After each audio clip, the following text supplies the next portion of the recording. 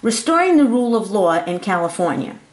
The United States has a history of using intelligence activities that impair the rights of its citizens.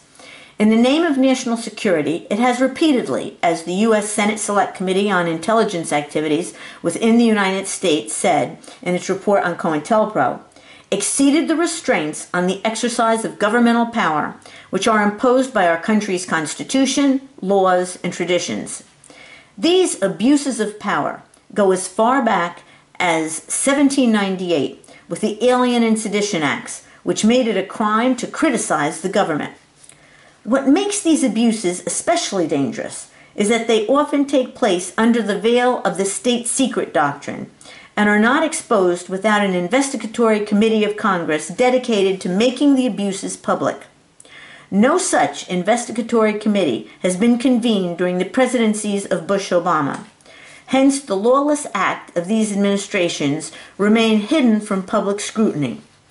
In such circumstances, it is up to the states to protect its citizens, to make sure that the rule of law is upheld, and that citizens can challenge covert intelligence activities that are in violation of the rule of law.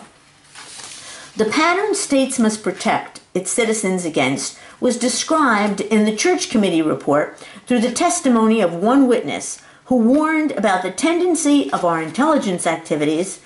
The risk was that you would get people who would be susceptible to political considerations as opposed to national security considerations, or would construe political considerations to be national security considerations, to move from the kid with a bomb to the kid with a picket sign, and from the kid with the picket sign to the kid with the bumper sticker of the opposing candidate. And you just keep going down the line. What are the areas where the state of California, as all other states in the Union, need to protect its citizens to assure excesses in the name of protecting security don't degenerate into violations of the rule of law? Fusion centers. The data that winds up in fusion centers often depends on suspicious activity reporting. From the civil liberties group, the Electronic Frontier Association, it said, "So what's wrong with suspicious activity reporting in the NSI? The suspicious activity reports do not meet legally cognizable standards for search or seizure under the Fourth Amendment," said the Electronic Frontier Association. Normally, the government must satisfy reasonable suspicion or probable cause standards when searching a person or place or detaining someone. While the suspicious activity reports themselves are not a search or seizure, they are used by law enforcement to initiate investigations or even more intrusive actions such as detentions on the basis of evidence that does not necessarily rise to the level of probable cause or reasonable suspicion. In other words, while the standard for the suspicious activity report sounds like it was written to comport with constitutional standards for investigation already in place, it doesn't. In fact, the Electronic Frontier Association said the specific set of behaviors listed in the National Suspicious Activity Report standards includes innocuous activities, such as taking pictures or video of facilities, buildings, or infrastructure in a manner that would arouse suspicion in a reasonable person, and demonstrating unusual interest in facilities, buildings, or infrastructure beyond mere casual or professional interest, such that a reasonable person would consider the activity suspicious. Examples include observation through binoculars, taking notes, attempting to measure distances, etc. Homeland Security fusion centers spy on citizens, produce shoddy work, a report by a congressional committee said. What action does the state of California need to take to protect the rule of law pertaining to fusion centers? The state of California needs to assure that fusion centers are not being used to regulate non-criminal conduct. It needs to make sure that peaceful, protected First Amendment activity is not being labeled terrorist-related. In California, we know databases, for instance, contain information about animal rights rallies, environmental demonstrations, anti-war protests, student protests against military recruiting on campus, labor union organizing, and demonstrations against police brutality. Here in California, we need an Office of Data Protection and Privacy Oversight, independent of any supervision or control by any executive agency. A commissioner to head the offices Office of Data Protection and Privacy Oversight and serve for a 3-year term. The Commissioner of the Office of Data Protection and Privacy Oversight would get testimony of witnesses, get access to documents, papers, books, records, reports, reviews, recommendations, correspondence, data, and other information to conduct oversight and report the results of inquiries. He or she would have subpoena power to get witnesses or necessary documents. The duty of the Commissioner of an Office of Data Collection and Privacy Oversight in California would be to examine on a systems-wide basis the entire scope of intelligence and other operations of intelligence data centers in California.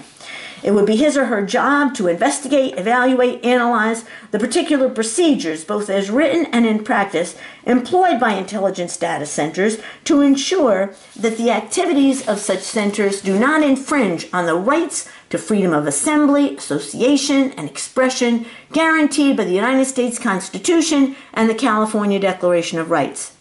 The Commissioner of the Office of Data Collection and Privacy Oversight would investigate, evaluate, analyze the impact of any military involvement in intelligence data centers, as well as private sector involvement. The Commissioner of the Office of Data Collection and Privacy Oversight in California could investigate, evaluate, and analyze the quality, timeliness, completeness, accuracy, and efficiency of the intelligence data centers in response to individual requests.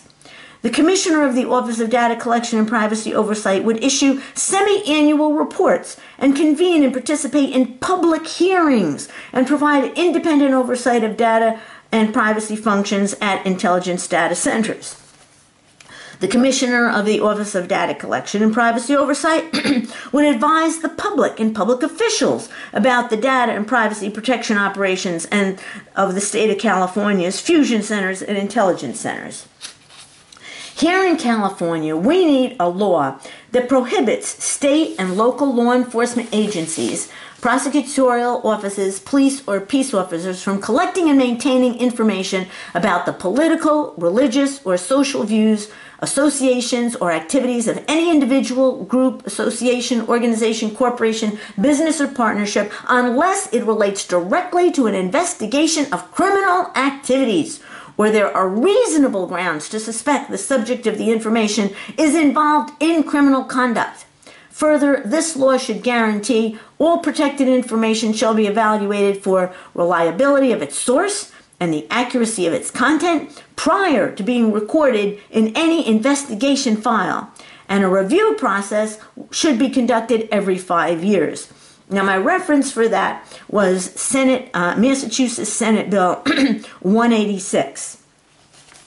Watch lists.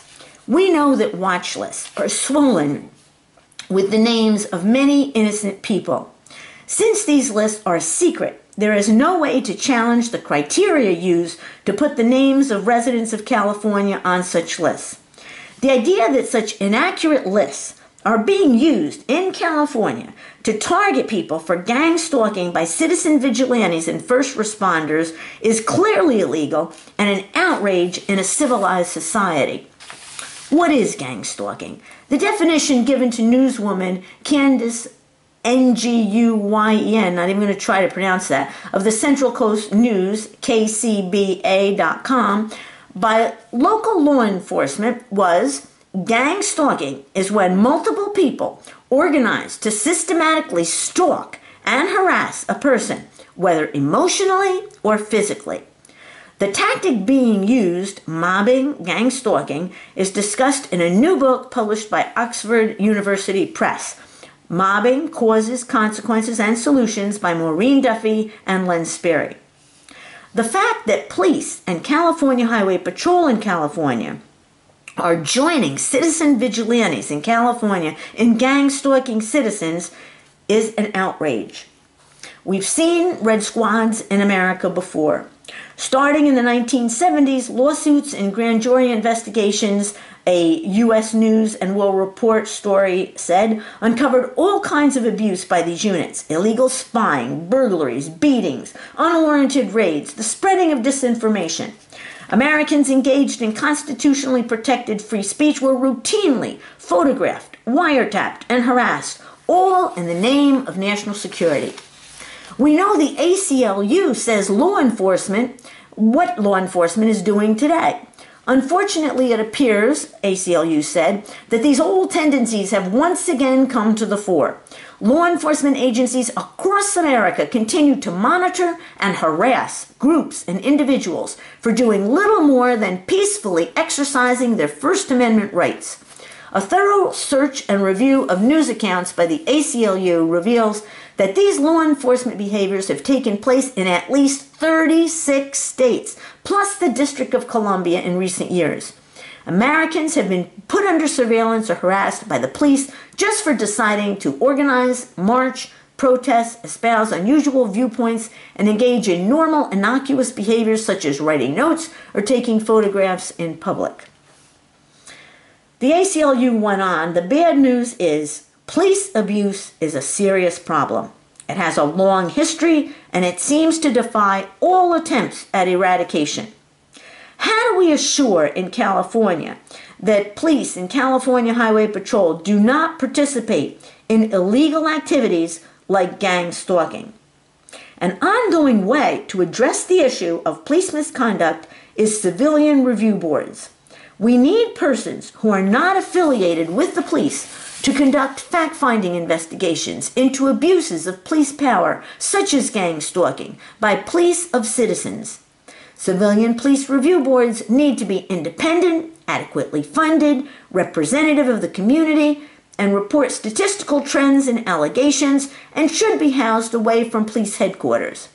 They must afford citizens of California who believe they are being subjected to police misconduct the opportunity to have a hearing by an independent body that has the power to investigate complaints and bring disciplinary action.